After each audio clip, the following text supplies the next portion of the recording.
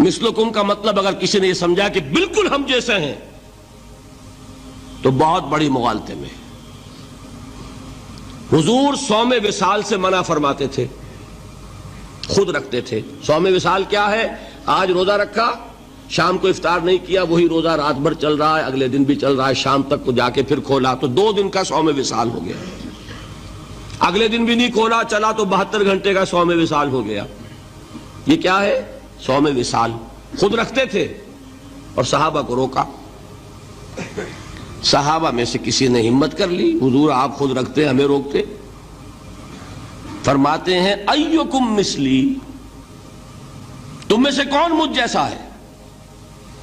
ابھی تو عند ربی، میں تو اپنے رب کے پاس رات گزارتا ہوں. ہوا یطعمنی ویسقین، وہ مجھے کھلاتا ہے پلاتا ہے.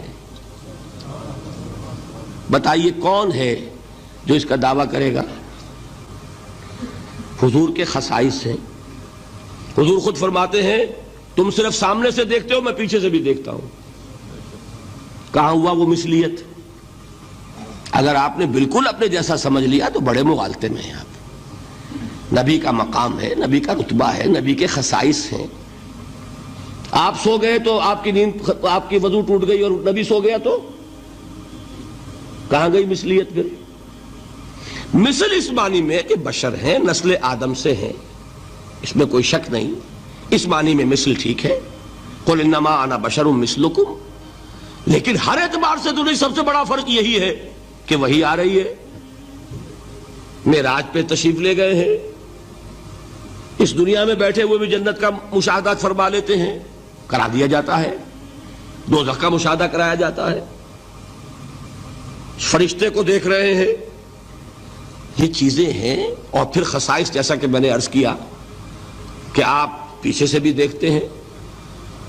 آپ کا معاملہ یہ ہے کہ آپ اگر سو جائیں تو آپ کا وضو نہیں ختم ہوگا.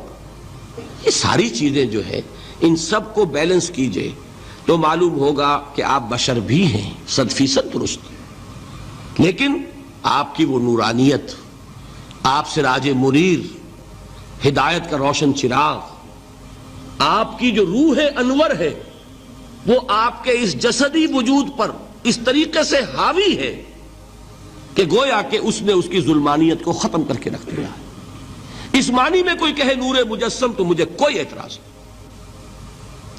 یہ ہے ان چیزوں کو جمع کرنے کی شکل، خواہ مخواہ کی کھینچ تان کے سوا کچھ نہیں.